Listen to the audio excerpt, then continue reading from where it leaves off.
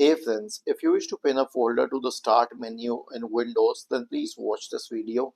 I will guide you through the procedure. Now this is not very difficult. You need to reach the folder or any file for that matter, but let us say folder for now. Right click on the folder and select pin to start. Okay. Now this has been pinned to the start, but why do I not see this pin? Because the symbol for File Explorer and the folder is the same. So I will close this and then I will I will click on start, and now I will find the folder here. So I will open this and now I will be able to access the details of that folder. Was this helpful? If yes, then please subscribe to the channel, and if not, then let us know in the comment section of the video on how we could help you further.